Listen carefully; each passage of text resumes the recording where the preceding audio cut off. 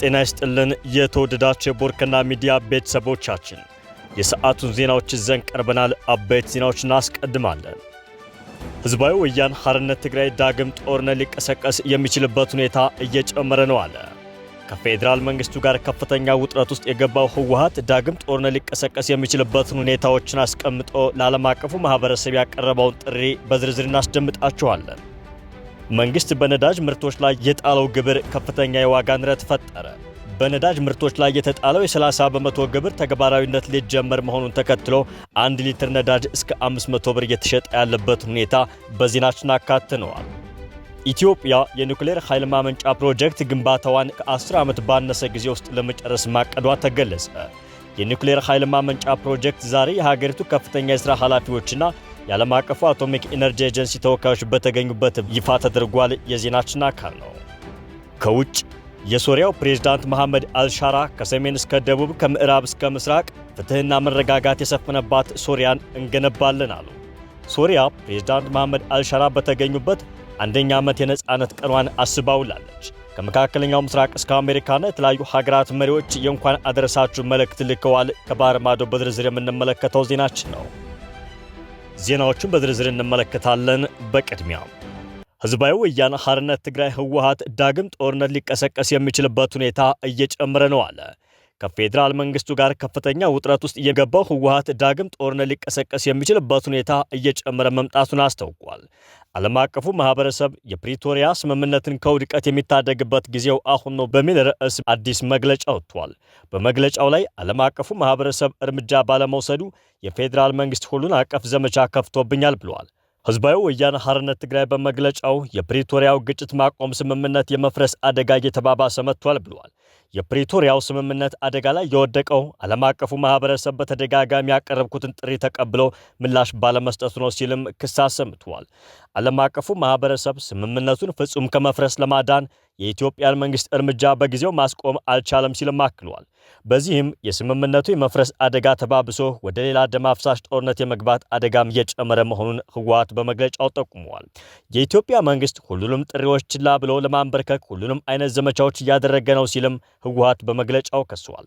ድርጅቱ በከሃዲነት የፈረጀው ቡድንና የኢትዮጵያ መንግስት በቅንጅት ትግራይን የማሸበር እንቅስቃሴ እያደረጉ ነው ብሏል። ህዝባዊ ወያነ ሓርነት ትግራይ በከሃዲነት የሚፈርጀው ከመቀሌ ተባሮ ከፌደራል መንግስት ጋር እየሰራ የሚገኘው የአቶ ጌታቸው ረዳን ቡድን ነው። እንደ ህወሓት መግለጫ ከሆነ በከሃዲነት የተፈረጀው የነጌታቸው ረዳ ቡድንና የፌደራል መንግስት በአፋር ክልል ያደራጁትን ኃይል ለሽብር ተግባር እየተጠቀሙበት ነው ብለዋል። እነጌታቸው ረዳና የፌደራል መንግስት እየተጠቀሙበት ነው የተባለው ቡድን በአፋር ክልል የመሸገው ሐራ መሬት ነው። ሐራ መሬት መቀሌ ከተማን ጨምሮ በተለያዩ የትግራይ አካባቢዎች ሰርጎ በመግባት ፍንዳታዎችን በመፈጸም አመጽ ቀስቃሽ በራሪ ወረቀቶችን እንደሚበትንም ይነገራል። ህወሓት በመግለጫው የፌደራል መንግስቱን ትግራይን በኢኮኖሚ ለማዳከም በማለም በጀት በመከልከልም ወንጅሏል። መንግስት ለትግራይ መንግስት ሰራተኛ የመደበውን በጀት በመያዝ ቀውስ ለመፍጠር ሆን ብሎ እየሰራ ነው ሲልም አክሏል። የኢፈርትና የሌሎች የትግራይ የንግድ ተቋማት የባንክ ሂሳቦች ያለምንም ህጋዊ መሰረት ታግደዋልም ብሏል። ህወሓት ሆን ተብሎ የትግራይ ኢኮኖሚ ለማዳከም የተደረገ ነው ያለው እርምጃ የፕሪቶሪያው ስምምነት እስከ መጨረሻው የሚያፈርስ መሆኑን ጠቁሟል። ዓለም አቀፉ ማህበረሰብ የፕሪቶሪያ ስምምነት ከጊዜ ወደ ጊዜ የተዳከመ መሆኑን በመረዳት በኢትዮጵያ መንግስት ላይ ጫና እንዲፈጥር ህወሓት ጥሪ አቅርቧል። ህዝባዊ ወያነ ሓርነት ትግራይ በተደጋጋሚ መሰል ጥሪዎችን ለዓለም አቀፉ ማህበረሰብ ቢያቀርብም በዲፕሎማቲክ ማህበረሰቡ ዘንድ እንደከዚህ ቀደሙ ትኩረት አላገኘም። የዓለም አቀፉ ማህበረሰብ በተለይም አደራዳሪ ሀገራትና ከአፍሪካ ህብረት ቸልተኝነት የፕሪቶሪያ ስምምነትን ተግባራዊነት እንዲስተጓጎል በማድረግም ወንጅሏል። ህወሓት በመግለጫው ላይ ፍላጎቱን የገለጸ ሲሆን እንደ ወልቃይት ያሉ አወዛጋቢ አካባቢዎችን ወደ ትግራይ ማስመለስ፣ ተፈናቃዮችን መመለስና የጦር ወንጀል ፈጻሚዎችን ተጠያቂ ማድረግ መሆኑንም ገልጸዋል። መንግስት በነዳጅ ምርቶች ላይ የጣለው ግብር ከፍተኛ የዋጋ ንረትን ፈጠረ። መንግስት በነዳጅ ምርቶች ላይ የጣለው 30 በመቶ ግብር ተግባራዊነት ሊጀመር መሆኑን ተከትሎ 1 ሊትር ነዳጅ እስከ 500 ብር እየተሸጠ ነው ተብሏል። በነዳጅ ምርቶች ላይ የተጣለው ግብር ተግባራዊነት በመጪው ታህሳስ ወር ይጀምራል መባሉን ተከትሎ ነዳጅ ከማደያዎች ጠፍቶ በህገወጥ መንገድ እየተሸጠ ነው። አዲስ አበባን ጨምሮ በአብዛኛዎቹ የኢትዮጵያ ከተሞች ማደያዎች ነዳጅን ለማለታቸውን አሽከርካሪዎች በስፋት እየገለጹ ነው። በአንዳንድ አካባቢዎች ነዳጅ ያላቸው ማደያዎች ከወዲሁ ዋጋ ጨምረው እየሸጡ መሆኑን መረጃዎች ያመለክታሉ።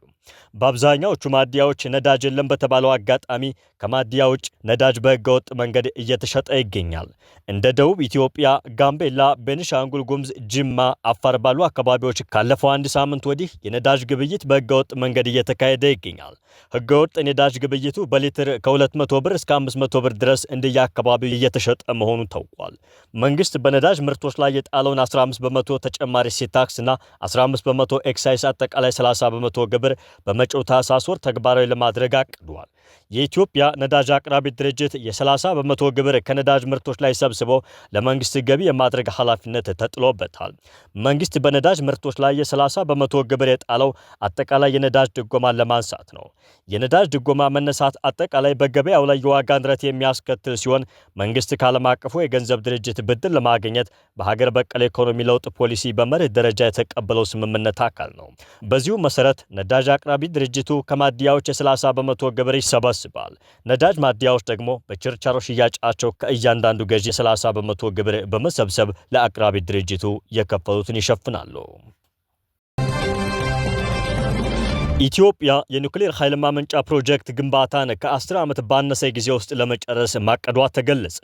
የኒውክሌር ኃይል ማመንጫ ፕሮጀክት ዛሬ የሀገሪቱ ከፍተኛ የሥራ ኃላፊዎችና የዓለም አቀፍ አቶሚክ ኤነርጂ ኤጀንሲ ተወካዮች በተገኙበት ይፋ ተደርጓል። በቅርቡ የተቋቋመው የኢትዮጵያ ኒውክሌር ኃይል ኮሚሽን ስራውን መጀመሩን አስታውቋል። የኒውክሌር ኃይል ማመንጫ ፕሮጀክቱን ለመገንባት ዓለም አቀፉ የአቶሚክ ኃይል ተቆጣጣሪ ኤጀንሲ የሚያስቀምጣቸውን 19 መሠረታዊ የሆኑ መስፈርቶችን ማሟላት ይጠበቅበታል ተብሏል። ኢትዮጵያም ይህንኑ መስፈርት አሟልታ በተቆጣጣሪ ኤጀንሲው እገዛና ክትትል ለመስራት ዝግጁ እንደሆነች ተመላክቷል። የኢትዮጵያ ኒውክሌር ኃይል ኮሚሽን ምክትል ኮሚሽነር አቶ አብዱረዛቅ ኡመር የስራው ሂደት 3 ምዕራፎች ይኖሩታል ያሉ ሲሆን የመጀመሪያው ምዕራፍ ስራውን ለመጀመር ዝግጁ መሆን የሚበሰርበት የዛሬው አይነት ሂደት ነው ብለዋል። ሁለተኛው ምዕራፍ አማራጭና የግንባታ ቦታን መለየት፣ የቴክኖሎጂ መረጣ፣ የጨረታ ሂደትና ሌሎችንም ስራዎች ያጠቃላል ያሉት አብዱረዛቅ ሶስተኛው ምዕራፍ የግንባታውን ስራ ማጠናቀቅ የሚመለከት እንደሆነ አብራርተዋል። እያደገ ባለው የኃይል ፍላጎት ውስጥ የኒውክሌር ኃይል ተጨማሪ አማራጭ እንደሚሆን የውጭ ጉዳይ ሚኒስትሩ ዶክተር ጌዲዮን ጢሞቴዎስ ተናግረዋል። ኢትዮጵያ ፕሮጀክቱን ተአማኒና ደህንነቱ በተጠበቀ መንገድ በፍጥነት መገንባት አለባት ሲሉ የተናገሩት ደግሞ የዓለም አቀፍ የኒውክሌር ኃይል ማመንጫ ተቆጣጣሪ ኤጀንሲ ምክትል ዋና ዳይሬክተር ዶክተር ሚካኤል ቹዳኮቭ ናቸው። ኢትዮጵያ ከ2 ወር በፊት የኒውክሌር ኃይል ማመንጫውን ለመገንባት ከሩሲያው ሮዛተም ጋር ስምምነት መፈራረሟ ይታወሳል። ዛሬ ከዓለም አቀፉ አቶሚክ ተቆጣጣሪ ኤጀንሲ ጋር በትብብር የተሰናዳው ዝግጅትም ወደ ስራ መገባቱን የማብሰሪያው ትልቁ ምዕራፍ ነው ተብሏል። የውጭ ጉዳይ ሚኒስትሩ ዶክተር ጌዲዮን ጢሞቴዎስ የኃይል አቅርቦት ሳይረጋገጥ ከድህነት መውጣት የማይታሰብ ነው ብለዋል። የኢትዮጵያን የኒውክሌር ኃይል ልማት መርሃ ግብር ማስጀመሪያና የኢትዮጵያ ኒውክሌር ኃይል ኮሚሽን ስራ ማስጀመሪያ የምክክር መድረክ ላይ ንግግር ያደረጉት ጌዲዮን ኢትዮጵያ በፍጥነት እያደገ ያለው ኢኮኖሚና ሕዝብ ያላት ሀገር በመሆኗ ለሚያስፈልጋት አስተማማኝና ዘላቂ ኃይል አቅርቦት የኒውክሌር ኃይል ፕሮግራምን ተግባራዊ ማድረጓን ተናግረዋል። የኃይል አቅርቦት ሳይረጋገጥ ከድህነት መውጣት የማይታሰብ ነው ያሉት ሚኒስትሩ የኢትዮጵያ የኒውክሌር ኃይል ፕሮግራም ደህንነትና ሌሎች ዓለም አቀፉን የአቶሚክ ኤነርጂ ሕግን የሚከተል ይሆናል ብለዋል። የኢትዮጵያ የኒውክሌር ኃይል ኮሚሽን ኮሚሽነር አቶ ሳንዶካን ደበበ በበኩላቸው የኢትዮጵያ የኒውክሌር ኃይል ፕሮግራም መጀመርና የኮሚሽኑ ወደ ስራ መገባት ኢትዮጵያ ቴክኖሎጂን ለመከታተል የወሰደችው ጠንካራ ውሳኔ ያሳያል ብለዋል። ፕሮግራሙ የኤሌክትሪክ ኃይል ከማመንጨት ባሻገር በጤና አጠባበቅ፣ በግብርና፣ በኢንዱስትሪና በምርምር ዘርፎች በመዋል የኢትዮጵያውያንን ሕይወት ለማሻሻልም ያለመ ነው ብለዋል ኮሚሽነሩ።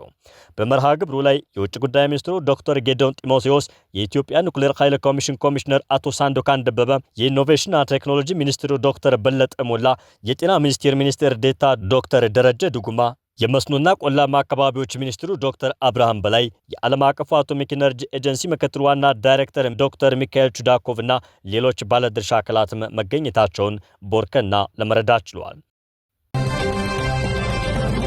ከውጭ የሶሪያው ፕሬዝዳንት መሐመድ አልሻራ ከሰሜን እስከ ደቡብ ከምስራቅ እስከ ምዕራብ ፍትህና መረጋጋትን እናሰፍናለን ሲሉ ተናገሩ።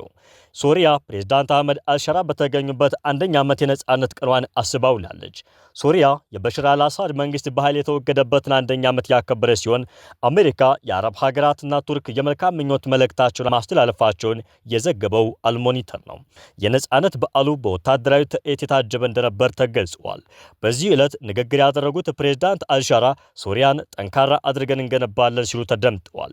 አልሻራ የሚገጥሙንን ፈተናዎች በጋራ አልፈን ከሰሜን እስከ ደቡብ ከምዕራብ እስከ ምስራቅ ፍትህና መረጋጋትን እናሰፍናለን ሲሉ ተናግረዋል። ሶሪያውያን የበሽር አልአሳድ አስተዳደር የተገረሰሰበትን የመጀመሪያ ዓመት ያከበሩት ሶሪያ በዋጋ ንረትና አስቸጋሪ በሆነው የኢኮኖሚ ሁኔታ መካከል ከፍተኛ ዓለም አቀፍ ድጋፍ ያላት ሀገሪቱ ማገገም፣ መረጋጋትና አንድነት ለማግኘት እየታገለች ባለችበት ወቅት ነው። የአሳድ አስተዳደር መውደቅን ምክንያት በማድረግ ለበርካታ ቀናት በሶሪያ ውስጥ ክብረ በዓላት ሲደረጉ ቆይተዋል። አሳድ ከሶሪያ ከሸሹ በኋላ የሚሊሻው መሪ አህመድ አልሻራ የሀገሪቱን አመራር የተረከቡ ሲሆን እሳቸውም የሀገሪቱ ጊዜያዊ ፕሬዝዳንት ሆነዋል። በደማስቆ ማዕከላዊ በሆነው ኡመያድ አደባባይና በሌሎች የሀገሪቱ ክፍሎች ላይም ይፋዊ ክብረ በዓላት ታቅደዋል። ወታደራዊ ሰልፎችም እየተካሄዱ ይገኛሉ። ባለፈው ዓመት 1.2 ሚሊዮን ስደተኞች ወደ ሶሪያ የተመለሱ ሲሆን እነዚህ ስደተኞች ኢኮኖሚውን ለማነቃቃት እየረዱ ቢሆንም የሀገሪቱ ሕዝብ ፍላጎት አሁንም ከፍተኛ ነው ተብሏል። የተባበሩት መንግስታት ድርጅት የሰብአዊ ጉዳዮች ማስተባበሪያ ቢሮ እንዳለው ከሆነ ወደ 16.5 ሚሊዮን የሚጠጉ ሰዎች አሁንም የሰብአዊ እርዳታ ያስፈልጋቸዋል። ፕሬዝዳንት አህመድ አልሻራ በዛሬው ዕለት ከተካሄዱት የድጋፍ ሰልፍ ስነ ስርዓቶች በሳቸው የሚመራው እስላማዊ ቡድን ሀያት ታህሪር አልሻም በድል አድራጊነት አማጽያን ሲመራ የለበሱትን የሚመስሉ ወታደራዊ ዩኒፎርም ለብሰው ታይተዋል። አልሻራ ፍትሐዊና ጠንካራ ሶሪያን ለመገንባት ቃል ገብተዋል። በአራቱም አቅጣጫ ፈጣሪ ፈቅዶ ካሁኑና ካለፈው ጋር የሚስማማ መዋቅር ያላትን ጠንካራ ሶሪያን መልሰን እንገነባለን ማለታቸው ተዘግበዋል። በሶሪያ የሽግግር መንግስቱ ለ4 ዓመታት እንደሚቆይ ይጠበቃል። በዚህ ጊዜ ውስጥ ታዲያ መሰረታዊ ህጎችና አዲስ ህገ መንግስት ይቋቋማል ተብሏል። ከዚያም እውነተኛ ምርጫዎች እንደሚካሄዱም ይጠበቃል። በዚህ ዓመት የተካሄዱት የመጀመሪያ ምርጫዎች በምርጫ ስርዓት ተከናውነዋል። ለሶሪያውያን የትልቅ ለውጥ ዓመት ሆኖ አልፏል ነው የተባለው። ሀገሪቱ ከአሜሪካ፣ ከቱርክ፣ ከኳታርና ከሳውዲ አረቢያ ጋር የጀመረችውን ግንኙነት ወደ መደበኛነት የማምጣት ጎዳና ላይ ትገኛለች ነው የተባለው። የአውሮፓ ህብረትም በአብዛኛው በሶሪያ ላይ የተጣሉት ማዕቀቦች እያነሳ ሲሆን የአሜሪካው ፕሬዝዳንት ዶናልድ ትራምፕም ተመሳሳይ ነገር አድርገዋል። ካናዳ በበኩሏ ሶሪያን አሸባሪዎችን ከሚደግፉ የውጭ ሀገራት ዝርዝር ውስጥ እንድትወጣ አድርጋለች። ለአዲሱ ጅማሮ ከፍተኛ ዓለም አቀፍ ድጋፍ ቢኖርም አዲሱ መንግስት በባህር ዳርቻው አካባቢ በኑፋቄ የተደገፈ ግጭት ገጥሞታል። በአላዊቶች ላይ ጥቃት የተሰነዘረም ሲሆን ይህም በአዲሱ የጸጥታ ኃይሎች አባላት እንደተፈጸመ ሳና ዘግቧል። የአልአሳድ ደጋፊ እንደሆኑ የሚነገርላቸው የአላዊት ታጣቂዎች አሁንም ቢሆን የሀያት ታህሪር አልሻም አስተዳደርን እየተቃወሙ ይገኛሉ። በድሩዝ ደቡባዊ ክፍልም በተመሳሳይ እንዲሁም በስዊድ ክልል ውጥረቶች በመፈጠራቸው ከፍተኛ አለመረጋጋት እንደሰፈነም ተገልጿል። በዚህ አካባቢ እስራኤል ጦር ለማሰማራት ያላትን ሀሳብ በመግለጿ የሀገሪቱ የጸጥታ ኃይሎች ጣልቃ መግባት አለመቻላቸውን የተነገረው። በተጨማሪም እስራኤል የአሳድ አስተዳደር ከወደቀ በኋላ በያዘችው የሶሪያ ግዛት ተጨማሪ ክፍሎችን መቆጣጠሯን ቀጥላበታለች። ጠቅላይ ሚኒስትር ቤንያሚን ኔታንያሁ እሁድ ዕለት ባደረጉት ንግግር እስራኤል በደቡባዊ ሶሪያ ባለው የመከላከያ ቀጠና ውስጥ ለመቆየት ማስቧን ገልጸዋል። በደቡባዊ ሶሪያ የስፍራ ማስወገድ ላይ ስምምነት ለመድረስ ተስፋ እንደምታደርገም ተናግረዋል። ነገር ግን በምትቆጣጠራቸው አካባቢዎች መቆየት እንደምትፈልግ አስረድተዋል። ኔታንያሁ ጠቅላይ ሚኒስትር ቤንያሚን ኔታንያሁ ሀገራቸው ከተቆጣጠረቻቸው የሶሪያ ግዛቶች ለቃ እንደማትወጣ ግን በይፋ አስረድተዋል። የተወደዳችሁ የቦርከና ሚዲያ ቤተሰቦቻችን የሰዓቱ ዜናዎቻችን ተጠናቀቁ። ጤና ይስጥ